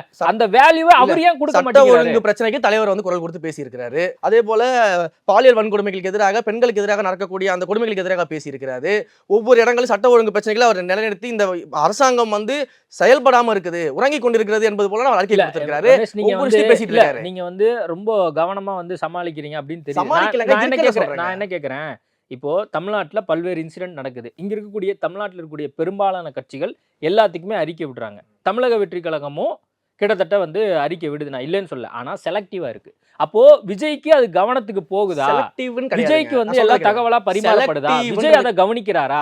மக்கள் இதெல்லாம் வந்து மக்கள் வந்து அல்லாடப்படுறாங்க தெரியுதா அப்படின்னு நான் கேட்கிறேன். அதாவது ஒரு எக்ஸாம்பிளுக்கு நான் சொல்றேன். சட்ட ஒழுங்கு பிரச்சனையை பற்றி எங்கள் தலைவர் மிக தெளிவாக அறிக்கையை இந்த அரசாங்கத்துக்கு எதிராக கொடுத்திருக்கிறாரு. அப்படின்னு இருக்கும்பொழுது இன்றைக்கு வந்து தினம் பேப்பர்ல வந்து செயின் திருடின கேஸ் வரும், தினம் வந்து பெண்களுக்கு எதிரான வன்முறைகள் வரும், தினம் கொள்ளை தொடர்பான வன்முறை செய்திகள் வரும். நீங்க வந்து ஒவ்வொரு செய்திக்கும் மற்ற கட்சிக்காரர்கள் வந்து அறிக்கை கொடுக்குறாங்க, அவங்க வந்து இதை வந்து ட்விட்டர்ல பதிவு போடுறாங்க, இல்ல ஒவ்வொரு செய்திக்கும் வந்து அவங்க ஒரு பேட்டியை கொடுக்குறாங்க. அதே பேட்டர்ன் நீங்க ஏன் ஃபாலோ பண்ணலன்னு கேட்கற மாதிரி இருக்கு. எங்கள் தலைவர் பொதுவாகவே சட்ட ஒழுங்கு சரியில்லை, இந்த சட்ட ஒழுங்கு பிரச்சனைகள் அனைத்துக்கும் சேர்த்து ஏற்கனவே அவர் சொல்லியிருக்காரு. அவருடைய நிலைப்பாடு என்னங்கிறது அவர் சொல்லணும்ல, தமிழக வெற்றி கழகம் சொல்லணும்ல. அப்பதான் மக்கள் நீங்க என்ன அரசியல் எதிர்பார்க்கறீங்க? பரந்தூர் விவகாரத்துல வெறுமனே அறிக்கை மட்டும் விட்டுட்டு அவர் வாட்டு இருந்திருக்க வேண்டியதானே? ஏன் வந்து மக்களை சந்திக்க வராரு? தெளிவா சொல்றோம். அவர் பரந்தூர் விவகாரத்துக்கு அறிக்கையும் கொடுத்திருந்தாரு, மக்களை சந்திக்கவும் செல்றாரு. அப்ப நீங்க முதல்ல என்ன கேக்குறீங்க? அறிக்கை மட்டுமே கொடுத்திருக்காரு, நேர்ல போல, மக்களை சந்திக்க மாட்டாருன்னு சொன்னீங்க. அதே பரந்தூருக்கு மக்களை சந்திக்க போறாரு. மக்களை சந்திக்க போகும்போது கிராமத்துக்குள்ள விடாம வந்து நீங்க வந்து வெளியிலேயே, கிராமத்துக்கு வெளியில தான் மக்களை சந்திக்கணும். அதே போல வந்து ஆதார் கார்டு இருந்தா தான் நாங்க உள்ள அனுப்புவோம், குறிப்பிட்ட மக்களை மட்டும், கிராம மக்களை மட்டும் தான் நாங்கள் பேச அனுமதிப்போம். 1000 கெடுபிடிகள் போடுறீங்க. மக்களை சந்திச்சாலும் நீங்க இந்த வேலைகளை செய்றீங்க. மக்களை சந்திக்கலன்னா ஏன் சந்திக்கலன்னு கேட்குறீங்க. அறிக்கை கொடுத்தாருன்னா அறிக்கை மட்டும் தான் கொடுக்குறாருன்னு சொல்றீங்க, அறிக்கை கொடுக்கலன்னா அறிக்கையும் கொடுக்கலன்னு பேசிக்கிட்டு இருக்கீங்க. உங்களுக்கு நாங்கள் என்னதான் செய்யணும்? நீங்க எதிர்பார்க்குற அத்தனையும் செய்வதற்கு இங்க அரசியலுக்கு வரல. மக்களோடு மக்களாக நேரடியாக மக்கள்கிட்ட நாங்கள் தொடர்பு கொண்டு பேசிட்டு இருக்கோம். தோழர்கள் பணி செய்து கொண்டிருக்கிறார்கள். எங்கள் தலைவர் எங்களுக்கு இன்ஸ்ட்ரக்ஷன் கொடுக்குறாரு. ஒவ்வொரு இடங்கள்லையும் எந்த பிரச்சனைக்கும் மக்களோட மக்களாக நிற்கணும்னு சொல்றாரு. அந்த இடங்கள்ல நாங்கள் மக்களோட நிற்கிறோம். நீங்க வந்து ஒவ்வொன்றுத்தையும் ரெகுலர் பேட்டர்ன் அரசியல்ல பார்க்காதீங்க. இன்றைக்கு இளைஞர்களை வந்து மக்களோட மக்களாக நிற்க வச்சு அந்த மக்கள் பிரச்சனையை அவர்களுக்கு அறிய வச்சு அதை வந்து எங்கள் மூலியமாக எங்கள் தலைவர் பெற்றுக்கொள்கிறார். இன்றைக்கு எந்த அரசியல் கட்சி அதை செய்யும்? நீங்க வந்து ஏதோ ஒரு நியூஸ் செய்தியை பார்த்துட்டு பேசக்கூடிய தலைவர் அவர்கள் கிடையாது. ஒவ்வொரு பிரச்சனைக்கும் அந்த மாவட்டத்தில் இருக்கக்கூடிய கழக நிர்வாகிகளை அழைத்து இது என்ன பிரச்சனை, மக்கள் என்ன சொல்றாங்க அப்படின்றத விசாரித்து அதை தொடர்ந்து அவர் வந்து அந்த இடத்துக்கு செல்வதாக இருக்கட்டும், இல்ல அதை பற்றி விவரங்களை வெளியிடுவதாக இருக்கட்டும், அதை கண்டன அறிக்கை வெளியிட்டு தெளிவாக பிளான் பண்ணிட்டு இருக்காரு. நீங்க தொட்டதுக்கெல்லாம் பத்திரிகையாளர் சந்திப்பு, தொட்டதுக்கெல்லாம் ட்வீட் போடுறது, தொட்டதுக்கெல்லாம் வந்து நான் வந்து மைக்க பிடிச்சி பேசுறேன்ற அந்த ரெகுலர் பேட்டர்ன் அரசியல் நீங்க அவர்கிட்ட எதிர்பார்க்கறீங்க. அவர் தெளிவா சொல்லிட்டாரு, மத்தவங்களை போல நாம கிடையாது, 10 ஒரு பேகேஜா நம்ம வரல, நம்ம ஒரு மாற்றத்திற்காக ஒரு முதன்மை சக்தியா வரணும்னு சொல்லியிருக்காரு. அந்த மாற்று அரசியலை முன்னெடுத்துட்டு இருக்கோம். பிரசாந்த் கிஷோர் வந்து அண்மையில் விஜயை சந்திச்சார் அப்படின்னு சொல்லி ஒரு செய்தி எல்லா சேனலுக்குமே வந்துச்சு. இது உண்மையானுமே சந்திச்சாங்களா இல்லையாங்கிறது கூட நிறைய பேருக்கு போகாமல் இருக்கு. ஏதோ சந்திச்சிருக்காங்க அப்படிங்கிற தகவல் வருது அப்படின்லாம் வந்து சொன்னாங்க. இது சம்பந்தமாக சீமான்கிட்ட வந்து கேட்குறாங்க. சீமான் வந்து பணக்கொழுப்பு அப்படிங்கிற ஒரு வார்த்தையை பயன்படுத்துறார். வேறு சில விஷயங்கள் குறித்தும் பேசுறாரு. அது வந்து பெரிய உடன்பாடு கிடையாது, மக்களை சந்திக்காம இவர் வந்து இப்படி பண்றதெல்லாம் நியாயமா இருக்காதுங்கிற மாதிரி சில கருத்துக்கள் தெரிவிக்கிறாரு. பணக்கொழுப்பு அப்படிங்கிறாரு. உடனடியாக உங்க கட்சியை சேர்ந்த சம்பத்குமார் வந்து கவுண்டர் கொடுக்குறாரு. இந்த விஷயத்தை எப்படி நம்ம புரிஞ்சுக்கிறது? தொடர்ச்சியாக நம்ம இந்த பிரச்சனைகளை பார்த்துட்டு இருக்கோம். நாம் தமிழர் கட்சி சார்பில் அண்ணன் சீமான் அவர்களோ இல்லை மற்றவர்களோ எங்கள் கட்சியின் மீது தொடர்ச்சியாக பல விமர்சனங்களை வச்சுக்கிட்டு வராங்க. சில இடங்களில் வந்து அவர்களுடைய வார்த்தைகள் வந்து ஏற்கத்தகுந்த வார்த்தைகளாகவும் இல்லை. ஏன்னா ஒருத்தரை பார்த்து நீங்கள் பணக்கொழுப்புன்னு சொல்கிறதுல வந்து எந்த விதமான அர்த்தமும் கிடையாது. ஒரு அரசியல் ஆலோசகராக அவர் வந்து தலைவரை வந்து சந்திக்கிறாரு, வந்துச்சு சில டிஸ்கஷன்ஸ் பண்ணுறாரு, சில ஆலோசனைகள் கொடுக்குறாரு, இதெல்லாம் இருக்கட்டும். இது வந்து தனிப்பட்ட முறையில் அவர் வந்து செய்கிறாரு. அவர் அஃபீஷியலாக வந்து பிகே வந்து எங்களுக்கு வேலை செய்ய போகிறதா ஏதாச்சும் வந்து ஒப்பந்தம் கையெழுத்து போட்டிருக்காரா, இல்லை அந்த மாதிரி அஃபீஷியல் ஸ்டேட்மெண்ட்ஸ் எதுவும் கொடுத்துருக்காரா? திமுக சார்பாக பிரசாந்த் கிஷோர் வந்து கடந்த 2021 தேர்தலுக்கு வேலை பார்த்தாரு. அப்போ அவங்க என்ன சொல்றாங்க, வெளிப்படையா பிரசாந்த் கிஷோர் எங்களுக்காக வேலை பார்ப்பார் அப்படின்னுங்கிற ஒரு ஸ்டேட்மெண்ட்டை கொடுத்தாங்க. அந்த மாதிரி இப்போ ஆதவ் அர்ஜுன் கட்சியில் வந்து சேர்க்கப்படுறார். அது மாதிரி பிரசாந்த் கிஷோர் மீட் பண்ணல அல்லது நட்பு ரீதியாக இருந்தது அப்படிங்கிற ஒரு கிளியர் ஸ்டேட்மெண்ட் வரலையே. அந்த கிளியர் ஸ்டேட்மெண்ட் நீங்க படிக்கலன்னு அர்த்தம். ஏன்னா எங்களை எல்லாமே பொறுப்பாளர்களாக அறிவித்து அந்த அறிக்கை வெளியிடும்போது, எங்களுடைய பெயர் பட்டியெல்லாம் வெளியிடும்போது அதில் கடைசி 2 பத்தில மிக தெளிவாக தலைவர் அவர்கள் சொல்லியிருக்கிறார். அதாவது நான் நியமித்த இந்த நிர்வாகிகள் என்னுடைய நேரடி பார்வையின் கீழ், என்னுடைய தலைமையின் கீழ் நான் சொல்வதை வந்து அவர்கள் செய்வார்கள். இதையெல்லாம் வந்து பொதுச் செயலாளராக இருக்கக்கூடிய திரு ஆனந்த் அவர்கள் வந்து மேற்பார்வை செய்து பார்த்துக்கொள்வார். இந்த நிர்வாகிகளிடமிருந்து அவர் எல்லா விஷயங்களும் செய்வார். அதற்கு அடுத்ததாக என்னுடைய தேர்தல் வியூக வகுப்பாளராக திரு ஜான் ஆரோக்கியசாமின்றவர் இருக்காரு, அவருடன் சேர்ந்து ஆதவ் அர்ஜுனா தேர்தல் தொடர்பான பணிகளையும் செய்வார் அப்படின்னு மிக தெளிவா சொல்லிட்டாரு. எல்லாமே அந்த அறிக்கையில் அவர் சொல்லிட்டாரு. இதுக்கு மேல நீங்க புதுசா ஒருத்தர் வந்து சந்திக்கிறதுக்கும் அறிக்கை கொடுக்கணும்னு கேட்டா எப்படி? அவர் தான் எங்களுடைய தேர்தல் வியூக வகுப்பாளர் யாரு, ஆதவ் அர்ஜுனா என்ன பணிகள் செய்ய போறாரு, நாங்க என்ன பணிகள் செய்ய போறோம்ன்றது மிக தெளிவா சொல்லிட்டாரு அந்த அறிக்கையில. அந்த எடுத்து பாருங்க, வெப்சைட்ல இருக்கு, தலைவரோட அபிஷியல் ஹேண்டில் இருக்கு. சீமான் சொல்றாருல விஜய்க்கு பணக்கொழுப்புங்கிறது எப்படி பாக்குறது? எங்க அரசியல் ஆலோசகரை சொன்னா வந்து வச்சிருந்தா பணக்கொழுப்பா? இப்ப அண்ணன் சீமான் அவர்களுக்கு அரசியல் ஆலோசகர் கிடையாதா? இல்ல அவர் இல்லைங்கிறாரு. ஏன் இல்ல? அப்புறம் எப்படி வந்து யாருடைய ஆலோசனையின் படியில் வந்து அவர் போய் ரஜினிகாந்த் சந்திச்சாரு? யாருடைய ஆலோசனையின் படி வந்து இன்னைக்கு அவர் ஆலோசனை கொடுத்து அவரை ரஜினிகாந்திடம் இருந்து அழைத்து சென்ற அந்த புள்ளி விவர புலிகள் எல்லாமே வெளியில வந்து என்ன பேசிட்டு இருக்காங்க? நான் தான் கூட்டிட்டு போனேன், பேசினேன், அண்ணனுடைய ஆசீர்வாதத்தோடு இன்றைக்கு வந்து வாக்கு சதவீதம் அதிகரிச்சிருக்கு, இன்றைக்கு நான் சொன்னதை கேட்டாரு, இந்த ஈரோடு கிழக்கு தேர்தலில் வந்து மிகப்பெரிய பலனை அனுபவிச்சிருக்காங்க, அவர்களே வெளியில பேசிக்கிட்டு இருக்காங்க. அப்போ உங்களுக்கு ஆலோசகர் இருக்காங்கல்ல, அப்போ இது நம்ம எப்படி சொல்றது? அதே வார்த்தையை நம்ம பிரயோகப்படுத்த முடியுமா? அப்போ இதெல்லாம் நம்ம பார்க்கணும். உங்களுக்குமே ஒரு ஆலோசகர் இருக்காங்க, நீங்க அவர் சொல்ற வழியில தான் நான் கட்சியை நடத்துறீங்க. அப்போ இதெல்லாம் நீங்க பண்ணிக்கிட்டு இருக்கும்போது எங்களை பார்த்து அந்த கேள்வி நீங்க எப்படி எதுவுமே தெரியாத மாதிரி கேட்க முடியும்? இன்னொன்று, நாம் தமிழரோடு மிக நெருக்கமாக இயங்கக்கூடிய நிர்வாகிகள் கூட நீங்க பதிவு எல்லாம் போட்டிருக்காங்க. இதே திரு ஜான் ஆரோக்கியசாமி அவர்கள் தான் நாம் தமிழர்களுக்கு வந்து பல்வேறு வகையில் வந்து அந்த ஸ்ட்ராட்டஜி பணிகள்லாம் செய்து கொடுத்தாரு அப்படின்றத அவர்களே பேசி ட்விட்டரில் பதிவு போட்டிருக்கிறாங்க. அப்போ இதற்கெல்லாம் நீங்கள் என்ன பதில் சொல்லுவீங்க? நீங்கள் என்னவோ தூயமா நீங்கள் மட்டுமே முயற்சி செய்து உங்களுடைய பணிகள் மட்டுமே இருந்த மாதிரி நீங்கள் பேச முடியாதுல்ல. நீங்களும் ஆலோசகர்கள் வச்சிருக்கீங்கல்ல, அந்த ஆலோசனை எப்படி செயல்படுறீங்களா? அது எல்லா கட்சிக்கும் உங்களுக்கு சுதந்திரம். ஏங்க இன்னைக்கு இருக்க டெக்னாலஜி வேர்ல்ட்ல ஒரு புது டெக்னாலஜி வந்தால் எப்படி அடாப்ட் பண்ணுறோமோ அது போல இன்றைக்கு எல்லா அரசியல் கட்சிகளும் தேர்தல் வியூக வகுப்பாளர்களையும் ஆலோசகர்களையும் வச்சிருக்காங்க. இல்ல இவர் நிறைய பேர் வச்சிருக்காரு. நாங்க தான் தெளிவா சொல்றோம். ஜான் ஆரோக்கியசாமி இருக்காரு. அதே மாதிரி சீமான் பார்வையில் நான் சொல்றேன், ஜான் ஆரோக்கியசாமி ஆல்ரெடி டிராவல் பண்றாரு. ஆதவ் அர்ஜுனா வந்து இப்ப புதுசா வந்து நியமிக்கப்பட்டிருக்காரு. பிரசாந்த் கிஷோரையும் நம்ம கூப்பிடுறோம் அப்படின்னா, அப்போ சீமான் பார்வையில அப்ப அதிகமா காசு இருக்கு, அதனால வந்து இதெல்லாம் பண்றாரு போல இருக்கு அப்படி இல்லைன்னு சீமான் சொல்வது மக்கள் பார்வையில போய் சேரும்ல. மக்கள் மிக தெளிவாக இருக்கிறாங்க, நாங்க மிக தெளிவா இருக்கோம். நான் உங்ககிட்ட நான் சொல்றேனே, இன்றைக்கு வந்து பிரசாந்த் கிஷோராக இருக்கட்டும், இல்லை வந்து ஆதவ் அர்ஜுனாவாக இருக்கட்டும், இல்லை ஜான் ஆரோக்கியசாமி அவர்களாக இருக்கட்டும், இவங்க யாரும் எங்களுக்கு தலைவர் கிடையாது. இவங்க சொல்றதை நாங்க செய்ய போறது கிடையாது. இவர்கள் வந்து தலைவருக்கு ஆலோசனை கொடுக்கறதுக்கு இருக்காங்களே தவிர்த்து கட்சியை இவர்கள் வழிநடத்த போறது கிடையாது. இவர்கள் கட்சி கிடையாது. நீங்க வந்து தலைவர் அவர்கள் என்ன எங்களுக்கு கமெண்ட் பண்றாரோ, என்ன எங்களை செயல் திட்டங்கள் செய்ய சொல்றாரோ, என்ன பணிகளை எங்களை செய்ய சொல்லி சொல்றாரோ அதை செய்வதுதான் எங்களுடைய வேலையை அவங்க தவிர்த்து 3 பேர் என்ன சொல்றாங்களோ அதை விஜய் கேட்டுப்பாரு. எப்படி கேட்டுட்டு வந்து உங்கள்கிட்ட சொல்ல போறாரு. நாளைக்கு 3 பேர் ஒவ்வொன்னு சொன்னா அந்த ஒவ்வொன்றையும் செய்ய சொல்லுவாரா? இது என்ன மாதிரியான நிலைப்பாடு? நீங்க வந்து இப்ப ஆலோசகர் சொல்லிட்டாங்கன்னா அதை அப்படியே செய்யக்கூடிய அளவுக்கு இருக்காரு. ஒருத்தர் இருந்தாவே வந்து இவங்க சொல்றதெல்லாம் கேட்கணுமா அப்படிங்கிற ஒரு நிலைப்பாடு வரும். இப்ப 3 பேர் சொல்ல போறாங்க அப்படின்னா அப்ப விஜய் கன்ஃபியூஸ். நான் சொல்றேங்க 3 பேர் இல்லங்க 30 பேர் கூட அவருக்கு ஆலோசனை சொல்லட்டங்க. நீங்க வெளியில தெரிஞ்ச 3 பேர் சொல்றீங்க, பின்னாடி 30 பேர் கூட அவருக்கு ஆலோசனை சொல்லட்டங்க. அது பிரச்சனை கிடையாதுங்க. எல்லா கட்சிகளுக்கும் இருக்கிறது தாங்க. இன்றைக்கு திமுக எடுத்துக்கிட்டா அவங்களும் வந்து ஒரு தேர்தல் வியூக வகுப்பாளர் வச்சிருக்காங்க. அவர்களுக்கு ஆலோசனை சொல்ற எத்தனையோ மூத்த பத்திரிகையாளர்கள் இருக்காங்க, எத்தனையோ மூத்த நிறுவனங்கள் இருக்கு. ஒரு நிறுவனம் வேலை செஞ்சுக்கிட்டு இருக்கு. அப்போ திமுகவுக்கு ஆட்கள் இருக்காங்க, பாஜகவுக்கும் தேர்தல் வியூக வகுப்பாளர் இருக்காங்க, எத்தனையோ ஆலோசகர்கள் இருக்காங்க, காங்கிரஸுக்கு இருக்கு. இன்றைக்கு வந்து நாம் தமிழர் கட்சிக்கு ஆலோசகர்கள் இருக்கிறாங்க, அவங்க ஆலோசனை சொல்றாங்க. அதிமுகவுக்கு இருக்கு. எல்லாரும் ஆலோசனை கொடுப்பாங்கங்க. ஆனா என்ன விஷயத்தை முன்னெடுக்கணும்னு எங்க தலைவர் தான் முடிவு பண்ணுவாரு. அது எங்களுக்கு தெரியும். எங்கள் தலைவரை பொறுத்த வரைக்கும் நான் அடிச்சு சொல்றேன், எந்த ஆலோசகர் சொல்றதையுமே அப்படியே கொண்டு வந்து செய்வதற்கோ இல்ல அவங்க நீட் நேரத்துல கையெழுத்து போடுறதுக்கோ அவர்கள் சொன்ன ஆட்களை பதவியில் அமர வைப்பதற்கோ எங்க தலைவர் கிடையாது. அவர் தெளிவாக முடிவு செய்து எதை செய்தால் மக்களுக்கு நல்லது நடக்குமோ, எதை சொன்னா கட்சி வந்து வளருமோ அதைத்தான் அவர் செய்வாரே தவிர்த்து இதை மட்டுமே வைத்து முடிவெடுக்கக்கூடியவர் அவர் கிடையாது. 1000 ஆலோசனை வந்தாலும் அதுல அவர் செலக்ட் பண்ணக்கூடிய ஒரு ஆலோசனை அவருடைய சொந்த முடிவாக இருக்கும். இப்போ சீமான் விவகாரம், அந்த விவகாரத்துல பெரியார் வந்து அவர் விமர்சிச்சார், அது நம்ம பார்த்தோம். இப்போ விஜய்க்கு பணக்கொழுப்பு அப்படின்னு சொன்ன உடனே சம்பத்குமார் வந்து வெளிப்படையா அறிக்கையை விட்டாரு. ஆனா பெரியார் விவகாரத்துல விஜய் அவர்கள் கருத்து தெரிவிக்கல, புஷி ஆனந்த் கருத்து தெரிவிக்கல, ஜான ஆரோக்கியசாமி வந்து அவருக்கு எதுவும் சஜஸ்ட் பண்ணலையா? ஜான ஆரோக்கியசாமி வந்து கருத்து சொல்ல வேண்டிய விஷயமோ சஜஷன் பண்ண வேண்டிய விஷயமோ எங்கள் தலைவருக்கு முதல்ல கிடையாதுன்னு நான் திரும்ப சொல்லிக்கிட்டு இருக்கேன். எங்கள் தலைவர் சுயமாக சிந்தித்து முடிவெடுக்கக்கூடியவர்.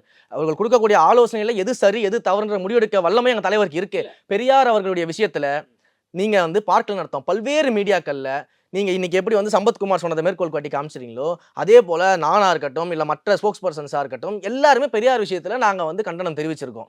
எங்களுடைய கொள்கை தலைவர்களை மட்டும் கிடையாது, இந்த மண்ணிற்காக உழைத்த எந்த தலைவராக இருந்தாலும் அவர்கள் மீது பரப்பப்படக்கூடிய விமர்சனங்களுக்கு நாங்க கண்டனம் தெரிவிக்கிறோம். அதே சமயத்துல நீங்க சொன்னா தமிழக வெற்றி கழகத்தை சேர்ந்த இருக்கக்கூடிய தொண்டர்களுக்கு வேணா அல்லது உங்களுடைய ஆதரவாளருக்கு வேணா போய் சேரலாம், மக்களுக்கு போய் சேருமா? அது விஜய் சொன்னால போய். அப்ப நீங்க சம்பத்குமாரோட விஷயத்தை மட்டும் எப்படி நீங்க கையில எடுத்து கேக்குறீங்க? அப்ப அவர் வந்து நாம் தமிழருக்கு எதிராக ஒரு அறிக்கை கொடுத்துட்டாரு அப்படின்னு அதை மட்டும் நீங்க எப்படி வந்து ஹைலைட் பண்றீங்க?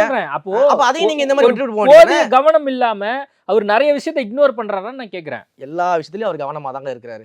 எங்களுடைய ஸ்டாண்ட்ஸை நாங்க முதல்லயே தெளிவு பண்ணி தான் ஒவ்வொரு இடத்துலயும் சொல்லிக்கிட்டு இருக்கோம். நாங்கள் வந்து விமர்சனங்களுக்கு இல்ல ஒரு கன்ஸ்ட்ரக்டிவ் ஃபீட்பேக்ஸுக்கு என்னைக்குமே ஓப்பனா தான் இருக்கும். ஆனா அவதூறுகளுக்கெல்லாம் பதில் சொல்லி அதை ஹைலைட் பண்ணி மக்கள்கிட்ட கொண்டு போக நாங்க தயாரா இல்லைன்னு சொல்றோம். தந்தை பெரியார் அவர்களுடைய பணி, அவர் இந்த சமூக சீர்திருத்தத்துக்காக செய்த பணிகள், இது எதையுமே அவதூறு பரப்புனா மக்களே ஏற்க மாட்டாங்க. இது நிதர்சனமான உண்மை, எல்லாருக்குமே தெரியும். அதனால நீங்க மறுக்க மாட்டீங்கன்னு நினைக்கிறேன். அதனால விஜய் சொல்றேன், அதனால விஜய் அறிக்கை அதனால கிடையாது. இது வந்து ஒரு கன்ஸ்ட்ரக்டிவான விமர்சனங்களை வைத்திருந்தா கண்டிப்பாக பதில் வந்திருக்கும். நீங்க அவதூறுல பேசிக்கிட்டு இருக்கீங்க. தந்தை பெரியார் அவர்களை இழிவுபடுத்தக்கூடிய வகையில இல்ல மற்ற தலைவர்களை இழிவுபடுத்தக்கூடிய வகையில அவதூறு வைப்பதற்கு அதுக்கு பதில் சொல்லி அதை மக்கள்கிட்ட கொண்டு போய் நம்ம சேர்க்க முடியாது. நாங்க தந்தை பெரியாருடைய வந்து நல்ல விஷயங்களை மக்கள்கிட்ட கொண்டு போறோம். எல்லா தலைவர்கிட்டையும் நல்லது இருக்குங்க, எல்லா தலைவர்கிட்ட அல்லதும் இருக்கும். நல்ல விஷயங்களை நாங்கள் மக்கள்கிட்ட கொண்டு போகிறோம். ஒரு பாசிட்டிவ் ஃபார்முலாவில் வரோம். மக்கள்கிட்ட ப்ராக்டிக்கலாக வந்து என்ன பிரச்சனை என்ன சொல்யூஷன் நாங்கள் வரோம். அப்படி இருக்கும்பொழுது நீங்கள் வந்து ஒரு அவதூறுக்கு பதில் சொல்லி அதை கொண்டு போய் மக்கள்கிட்ட சேர்க்கணும்னு எதிர்பார்க்குறீங்க. நாங்கள் அதற்கான கண்டனங்களை தலைவரின் சார்பாக கழகத்தின் சார்பாக பல இடங்களில் தெரிவிச்சிட்டோம். நீங்கள் ஆனால் நாம் தமிழருக்கு எதிராக வந்து கழகத்திலிருந்து ஒரு பொறுப்பாளர் வந்து பேசிட்டாருன்னா அதை பெருசாக எடுத்து பேசுறீங்க. ஆனால் தந்தை பெரியாருக்கு எதிராக சொன்னப்பட்ட கருத்துக்களுக்கு நாங்கள் கண்டனம் தெரிவிச்சிருக்கோம். பல்வேறு பொறுப்பாளர்கள் நாங்கள் பேசியிருக்கோம். அதை நீங்கள் பெருசாக எடுக்க மாட்டீங்க. இதுதான் சொல்றது. இதை வந்து நீங்கள் சரியாக புரிஞ்சிக்கணும். தலைவர் அவர்கள் மிக தெளிவாக எதற்கு ரியாக்ட் பண்ணணும், எதற்கு ரியாக்ட் பண்ணக்கூடாது, எங்க பேசணும் எங்க பேசக்கூடாது எங்க தலைவர் அவர்களுக்கு தெரியும். அதற்கான விஷயங்கள் எல்லாமே அவருக்கு தெரியும், அவர் செய்வார். அதை பாஜக பிடியில வந்து விஜய் சிக்கிக்கிட்டா அப்படிங்கிற ஒரு பார்வையை இப்போ முன்வைக்கிறாங்க. காரணம் என்னன்னா, இந்த ஒய் பிரிவு பாதுகாப்பு வந்து கொடுக்கப்பட்டிருக்கு. இது சம்பந்தமா ஒரு கிளாரிட்டி இல்லை. ஆஸ் யூஷுவல் இப்போ பாருங்களேன், எல்லாமே வந்து விஜயா உருவாக்கிக்கிறார் அல்லது தமிழக வெற்றி கழகமா உருவாக்கிக்குது அப்படிங்கிற ஒரு நிலையில இருக்கு. இப்போ ஒய் பிரிவு பாதுகாப்பு விஜய்க்கு கொடுக்கப்படும் அப்படின்னு ஒரு செய்தி, இது உண்மையா வந்து கொடுக்கப்பட்டிருக்கு அப்படின்னு உங்க தரப்புல வந்து எந்த ஒரு கிளாரிட்டியும் இல்லை. இப்போ இதுல என்ன சொல்றாங்க, பாஜக சாயல் பூசிட்டாங்க. பாஜகவுக்கு இவர் ஏதோ கேட்டிருப்பார் போல இருக்கு, அதனால இவங்க ஏதோ பண்றாங்க அப்படின்னு தெளிவுபடுத்துறேன். அதாவது தலைவர் அவர்கள் நான் சொன்னது போல பணிகள் முடிச்சாச்சு. தொடர்ந்து 24 மணி நேரமும் மக்களோடு மக்களாக நின்று சந்திக்க இருக்கிறாரு. மக்கள் பயணங்கள் மேற்கொள்ள இருக்கிறாரு. ஆனா நீங்க மாநாடாக இருக்கட்டும், இல்ல பரந்தூர் செல்லும் போதாக இருக்கட்டும், எவ்வளவு கெடுபிடிகள் இருந்தது, எவ்வளவு மக்கள் கூட்டம் இருந்தது, அதை எப்படியெல்லாம் வந்து நம்ம டேக் ஓவர் பண்ணோன்றது எங்களுக்கு தெரியும். உள்ள இருக்க நிர்வாகிகளுக்கு தெரியும். காவல்துறை, தமிழ்நாடு அரசு காவல்துறை வந்து அங்க பாதுகாப்புக்கு நின்றார்களே தவிர்த்து, எந்த அளவுக்கு எஃபெக்டிவா அவர்கள் வந்து அந்த மக்களை வந்து இது பண்ணாங்க, எந்த அளவுக்கு பாதுகாப்பு கொடுத்தாங்கன்றதுல நமக்கு ஒரு கேள்விக்குறி இருக்கு. ஏன்னா அந்த அளவுக்கு வந்து அந்த மக்கள் கூட்டத்தை கட்டுப்படுத்த முடியாத அளவுக்கு எங்களுடைய தோழர்கள் இறங்கி அந்த இடத்துல வந்து கண்ட்ரோல் பண்ணியிருக்கிறாங்க எல்லா இடங்கள்லையுமே. இப்படி ஒரு சூழல் இருக்கு.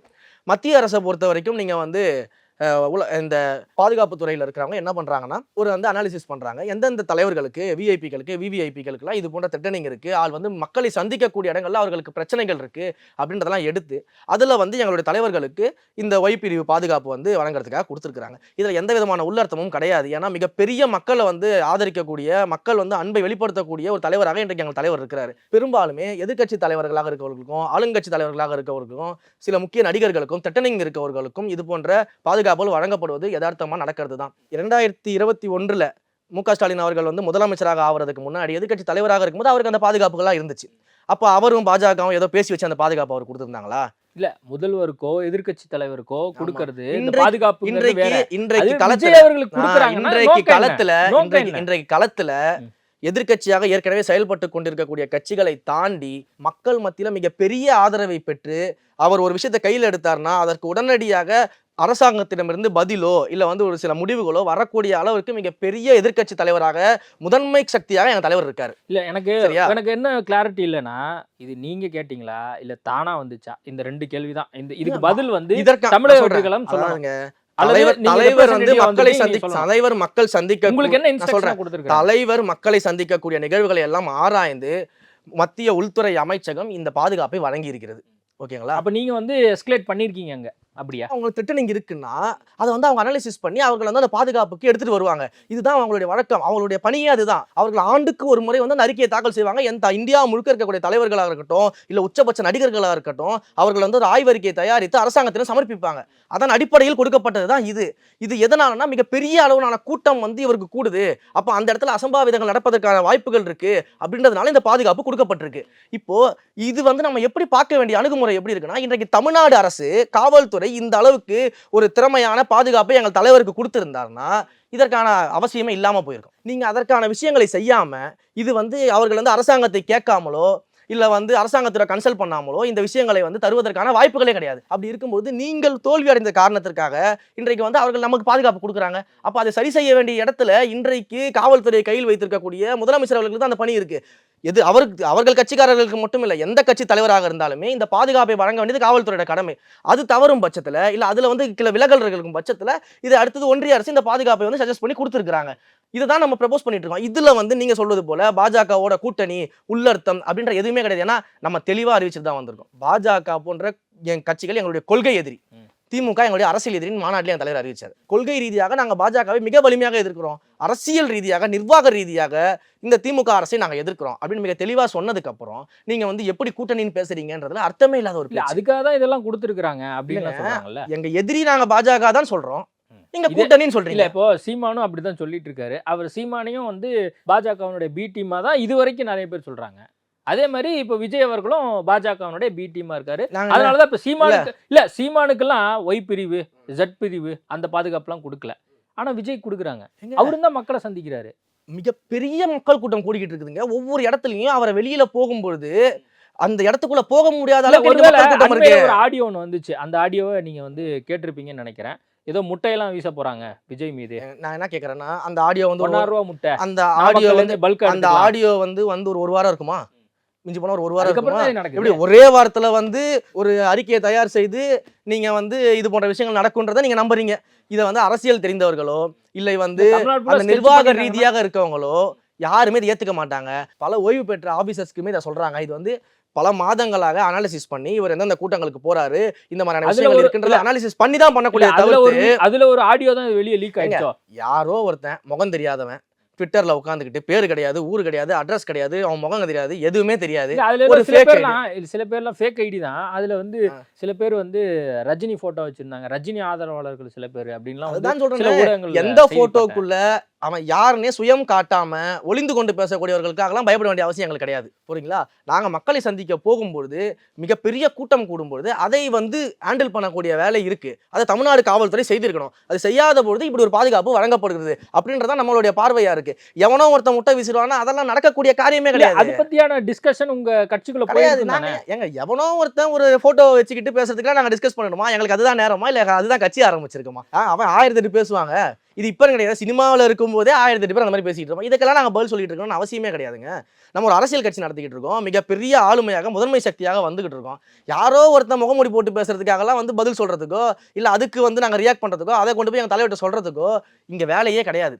எங்களுக்கே அதுக்கான நேரம் கிடையாது. நாங்கள் சுற்றுச்சூழல் மக்கள் பணி செஞ்சுக்கிட்டு இருக்கோம். இதெல்லாம் கொண்டு போய் சேர்க்க வேண்டிய அவசியம் கிடையாது. இன்னொரு விஷயம் நல்லா தெரிஞ்சுக்கோங்க. இன்றைக்கு வந்து தலைவர் அவர்களுக்கு மட்டும் கிடையாது, தலைவர் அவர்களுக்காக பேசக்கூடிய பேச்சாளர்களாக இருக்கட்டும், இல்லை கொள்கை பரப்பு செயலாளர்களாக இருக்கட்டும், மீடியாவை அட்ரஸ் பண்ணுற எங்களை போன்ற ஸ்போக்ஸ் பர்சன்களாக இருக்கட்டும், எங்களுக்கே மிரட்டல்கள் வருது. நாங்கள் வந்து அன்னோன் நம்பர்ஸ், எங்களுக்கே அன்னோன் நம்பர்ஸ் மிரட்டல்கள் வருது. நீங்கள் வந்து எப்படி எல்லா வீடியோலையும் வந்து துணை முதலமைச்சரை பற்றி நீங்கள் ஏன் கேள்வி கேட்குறீங்க? நீங்கள் ஏன் முதல்வரை பார்த்து இந்த மாதிரி கேள்வி கேட்குறீங்க? உனக்கு வேணா நீங்கள் அவரை போய் கேள்வி கேட்க வேண்டியது, இவரை போய் கேள்வி கேட்க வேண்டியது, எங்களுக்கே மிரட்டல் வருது. இன்னும் சொல்ல போனால் சில இடங்களில் சில பேர்லாம் வந்து அட்வைஸ் பண்ணுறது போல மிரட்டல் நேரடியாகவே. என்ன சொல்கிறாங்க, நீங்கள் இந்த மாதிரிலாம் வந்து ஆளுங்க வச்சு திரும்ப திரும்ப எதிர்த்து கேள்வி கேட்டிங்கன்னா அவங்கலாம் கொந்தளிச்சிருவாங்க, அப்புறம் நீங்கள் வந்து பயணம் போகக்கூடிய தூரத்தை உங்களால் கடக்க முடியாது அப்படின்னு அட்வைஸ் பண்ணுற மிரட்டல்கள். சாதாரண ஆள், நாங்கள் யாருன்னு யாருக்குமே தெரியாது, எங்கள் தலைவருக்கு தான் எங்களுடைய அடையாளம். நாங்கள் பேசும்பொழுதே இவ்வளோ மிரட்டல்கள் வருது. அப்போ எங்களுக்கே இந்த மாதிரி இருக்கும்போது ஒரு தலைவர் மக்களை சந்திக்கிறாரு, கோடிக்கணக்கான லட்சக்கணக்கான மக்கள் கோடிக்கணக்கான மக்கள் அவரை பார்ப்பதற்காக கூடறதுக்கு தயாராக இருக்கிறாங்க. அப்படிப்பட்ட சூழலில் இதையெல்லாம் வந்து ஒரு அரசாங்கம் வந்து எடுத்து அதற்கான பாதுகாப்பை கொடுத்துருக்குன்னா இது எந்த வகையிலும் தவறு கிடையாது. இது எந்த விதமான உள்நோக்கமும் கிடையாது. இதெல்லாம் வந்து பெயிண்ட் டப்பாவை தூக்கிக்கிட்டு எந்த கலர் பெயிண்ட் அடித்தா ஒரு கரெக்டாக இருக்கும் அப்படின்னு சொல்லி பெயிண்ட் அடிக்கக்கூடிய வேலைகள் செஞ்சுட்டு இருக்காங்க. இதற்கெல்லாம் நம்ம வந்து பதில் சொல்ல வேண்டிய அவசியம் இல்லை. விகடன் அந்த இணையதளம் வந்து முடக்கம் அப்படிங்கிற ஒரு செய்தியை நம்ம பார்க்குறோம். அதாவது இது போன்ற பத்திரிகையாளர்களை ஒடுக்கக்கூடிய, அதே போல் பேச குரல் வலையை நெருக்கக்கூடிய இந்த மாதிரி எந்த செயல்களையும் ஒன்றிய அரசு செய்கிறது என்றால் அதை வந்து நாங்கள் வந்து எதிர்க்கிறோம். இதை நாங்கள் அனுமதிக்க கிடையாது, இதை நாங்கள் ஏற்கவும் கிடையாது. இதில் நாங்கள் மிக தெளிவாக இருக்கோம். பத்திரிகை சுதந்திரம், கருத்து சுதந்திரம் என்பதை நெருப்பதை யாராலையுமே ஏற்றுக்க மாட்டோம். இது எங்களுடைய கழகத்தில் நாங்கள் வந்து தெளிவாகவே சொல்கிறோம். ஏன்னா இந்த ஜனநாயக நாட்டில் கருத்துக்கள் சொல்வதற்கு உரிமை உண்டு. அந்த கருத்துக்களை கருத்தியல் ரீதியாக எதிர்கொள்ளணுமே தவிர்த்து இது போன்ற முடக்கும் பணிகளை வந்து செய்யக்கூடாது. ஏன்னா எத்தனையோ இடங்களில் பத்திரிகையாளர்கள் கொலை செய்யப்பட்ட செய்திகளாக நம்ம வந்து மிகப்பெரிய அளவு நம்ம பார்த்துருக்கோம். ஸோ இது போன்ற விஷயங்களை வந்து அறவே நாங்கள் வந்து ஏற்றுக்கல. இதற்கான எதிர்ப்புகளை நாங்கள் தெரிவிக்கிறோம். கிளாரிட்டி வேணும்னா, இப்போ நீங்கள் சொல்லக்கூடிய கொள்கை பரப்பு செயலாளர் 4 பேர், அதே மாதிரி செய்தி தொடர்பாளர் 4 பேர், இப்போ ஒரு முக்கியமான ஒரு இஷ்யூ நடக்குது. அந்த இஷ்யூ போது இந்த கருத்தில், இந்த இஷ்யூவில் இதை யார் முடிவெடுத்து யார் பேசுவீங்க? இப்போ விஜய் சொல்கிறது உங்களுக்கு தகவலாக வருதா, இல்லை அது இதுக்கு இந்த ஸ்டாண்டில் நம்ம பேசணும் அப்படின்னு சொல்லி இல்லை வந்து நீங்களாக முடிவெடுத்து பேசுகிறீங்களா? இது எனக்கு ஒரு கிளாரிட்டி இல்லாமல் தெளிவாக சொல்கிறேன். இப்போ ஏன்னா நீங்கள் அறிக்கையை குறிப்பிட்டு சொன்னீங்க, இவங்களாம் தான் வந்து பேச போகிறாங்க, இவங்களோட சேர்ந்து பயணிக்கணும், இவங்க சொல்கிறது தான் கட்சியினுடைய நிலைப்பாடுன்னு சொல்லி. இப்போ இந்த மாதிரி ஒரு ஸ்டேட்மெண்ட் வந்து வருது, இந்த மாதிரி ஒரு இஷ்யூ கிளம்புது அப்படிங்கும்போது யார் வந்து பல்வேறு இடங்கள்ல கட்சி தலைவரோடும் சரி தலைமையோடும் சரி தலைவர் வந்து ஒரு கருத்துக்கள் பேசுறாரு, இப்ப பாசிசத்துக்கு எதிராக வந்து கருத்துக்கள் சொல்றாரு அப்படின்னா நாங்க என் தலைவர்கிட்ட பேசும்போது அவர் எங்களுக்கான இன்ஸ்ட்ரக்ஷன்ஸ் கொடுப்பாரு, எந்தெந்த வடிவிலெல்லாம் இந்த பாசிசம் இருக்கு. ஸோ இதெல்லாம் நம்ம வந்து ஏற்றுக்க கூடாது. இன்னொன்று வெளிப்படையாக கேட்டுறேன், நீங்கள் முடிஞ்சா சொல்லுங்க. இப்போ லாஸ்ட்டாக கிட்டத்தட்ட நான் இப்போ இந்த 10-15 நாள் நான் சொன்னேன், இந்த 10-15 நாளில் நிறைய விவாத மேடை நீங்கள் போயிருப்பீங்க, நிறைய சேனல்ஸ் போயிருப்பீங்க. இந்த 10-15 நாளில் விஜய் அவர்கள்ட்ட நீங்கள் பேசுனீங்களா? பேசினேனே. நாங்கள் விவாத மேடைகளை சந்தித்தது, நாங்கள் பேசுனது எங்கள் தலைவர் பார்த்துட்டு எங்களை தொடர்பு கொண்டு இது சரியாக இருக்குது இல்லை இந்த விஷயத்தை வந்து மாற்றிக்கணுன்றதை எங்களுக்கு அட்வைஸ் பண்ணியிருக்காரு. இதையெல்லாம் நம்ம வந்து வெளியில் சொல்லணும்னு அவசியம் கிடையாது, இதற்கு வந்து ஆதாரம் காக்கணும்னு அவசியம் எங்களுக்கு கிடையாது. எங்கள் தலைவர் எங்களோட தொடர்பில் தான் இருக்கிறாரு. நல்லா பேசணும்னா உடனடியாக வாழ்த்தக்கூடிய தலைவர், இல்லை ஏதோ ஒரு விஷயத்தில் எங்களை சரி பண்ணணும்னா உடனடியாக எங்களுக்கு வந்து சரி பண்ணக்கூடிய தலைவர், அதை நேரடியாக எங்களோட தொடர்பில் தான் இருக்கிறாருன்றது எந்த விதமான சந்தேகமும் உங்களுக்கு தேவையில்லை. அப்போ வந்து நீங்கள் சொல்கிறதெல்லாம் அஃபீஷியலாக நம்பலாம், அது விஜயனுடைய ஒரு குரலாகவே இருக்குன்னு நம்ம எல்லாரும். கழகத்தினுடைய ஸ்டாண்ட் என்னவோ அதுதான் நாங்கள் எடுத்து வைப்போம். கழகம் வந்து எந்த நிலைப்பாட்டில் இருக்கிறோ அந்த நிலைப்பாடு தான் நாங்கள் எடுத்து வச்சுக்கிட்டு இருக்கோமே தவிர்த்து எங்களுக்குன்னு தனி நிலைப்பாடோ இல்லை வந்து மற்ற அரசியல் வியூக வகுப்பாளர்கள் சொல்கிற நிலைப்பாடோ இல்லை யாரோ வெளியிலேருந்து சொல்கிற நிலைப்பாடோலாம் நாங்கள் இங்கே பேச வேண்டிய அவசியம் கிடையாது. எங்கள் தலைவர் எங்களுக்கு என்ன விதமான இன்ஸ்ட்ரக்ஷன்ஸோ என்ன விதமான நிலைப்பாடுகளை சொல்கிறாரோ அதை தான் நாங்கள் மக்கள் மத்தியில் முன்வைப்போமே தவிர்த்து அதை தாண்டி இங்கே செயல்படக்கூடிய அளவில் யாருமே கிடையாது. நேர்காணல் கொடுத்ததுக்கு மிக்க நன்றி. சம்மர் ஹாலிடேஸ் வந்தாச்சு, நம்ம ஜிடி ஹாலிடேஸும் வந்தாச்சு. GT Holidays, south India's #1 travel brand. He is brilliant. ஆனா அடிக்கடி ரொம்ப டயர்ட் ஆயிடுறான். லயன் டேட் சிரப் நோய் எதிர்ப்பு சக்தி அதிகமா இருக்கு. தினமும் 2 ஸ்பூன். வேலை வாய்ப்பிற்கான 100% உத்தரவாதத்துடன் MBA படிக்க இன்றைய ஆச்சி பிசினஸ் ஸ்கூலில் சேருங்கள்.